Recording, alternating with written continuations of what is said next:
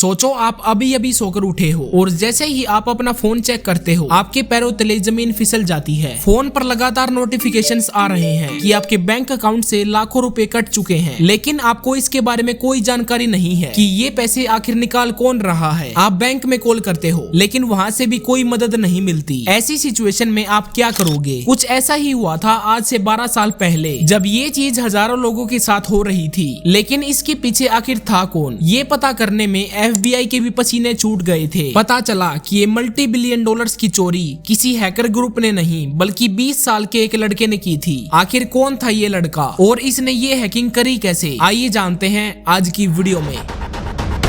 Cyber crime ये आमतौर पर होने वाले क्राइम के जितना ही खतरनाक होता है, बस फर्क इतना है कि इसे वर्चुअली किया जाता है। और अगर हम हैप्पी हैकर की बात करें तो इसकी शुरुआत हुई थी 2009 में, जब USA के बैंक्स में एक के बाद एक कॉल आ रही थी जिनमें लोग ये रिपोर्ट कर रहे थे कि उनके बैंक अकाउंट से उनकी परमिशन के बिना पैसे कट रहे हैं। और सिर्फ आम लोग ही नहीं बल्कि बड़े बड़े बिजनेसमैन और यहाँ तक कि कंपनीज के बैंक अकाउंट से भी पैसे चोरी होने लगे थे। और कहानी में 4 चांद तब लग गए जब माइक्रोसॉफ्ट कंपनी के अकाउंट से भी पैसे चोरी हो गए। इस इंसिडेंट के बाद USA की पुलिस ये अच्छी तरह समझ चुकी थी कि ये कोई छोटा मोटा हैकर नहीं है बल्कि प्रोफेशनल हैकर्स की टीम है। केस की गहराई को देखते हुए FBI को इसकी कमान सौंप दी जाती है, क्योंकि इस हैकर को पकड़ना पुलिस के बस में नहीं था। और साथ ही मीडिया में भी ये बात आग की तरह फैल चुकी थी। लेकिन जब तक ये केस FBI के हाथों में पहुंचा तब तक बहुत देर हो चुकी थी। हजारों कंप्यूटर्स हैक हो चुके थे और 200 से भी ज्यादा बैंक्स के सर्वर को हैक किया जा चुका था। अगर अमाउंट की बात करें तो सिर्फ 2 साल में ही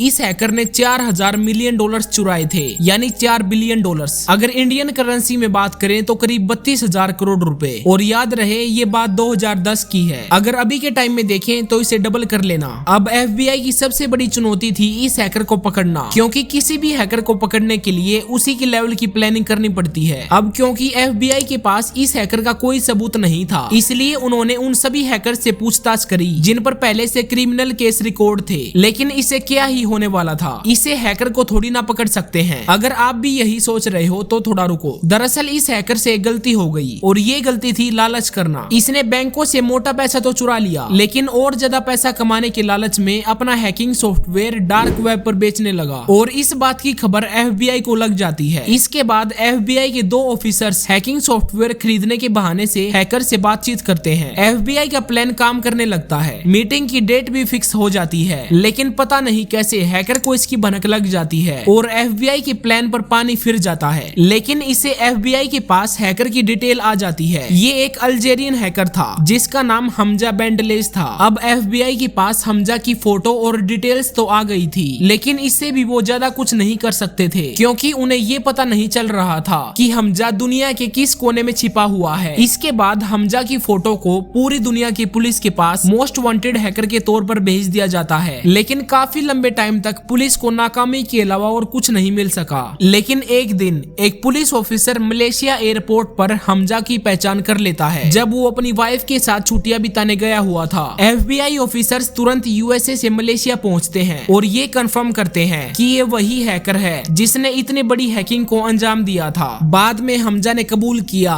कि ये सब उसने और उसके एक दोस्त ने किया था। उसने बताया कि उसे बचपन से ही कंप्यूटर का काफी ज्यादा शौक था और इसी शौक के चलते उसने हैकिंग सीखी और पैसा कमाना चालू कर दिया। लेकिन प्रॉब्लम ये थी कि पुलिस इस तरह से पैसा कमाने को चोरी करना कहती है। कई साल तक पुलिस और FBI को अपने पीछे घुमाने के बाद 8 जनवरी 2013 को इसे गिरफ्तार कर लिया जाता है। लेकिन इसको अभी भी कोई टेंशन कोई रिग्रेट नहीं थी, उल्टा ये तो खुश था। इसी वजह से इसे हैप्पी हैकर नाम दिया गया। फाइनली इस पर कोर्ट केस होता है और इसे 15 साल के लिए जेल की सजा सुनाई जाती है और इसके दोस्त को 9 साल की। दोस्तों, इंटरनेट के इस जमाने में हमारी सारी डिटेल्स इंटरनेट पर अवेलेबल हैं। बस आपका एक गलत क्लिक और खेल खत्म।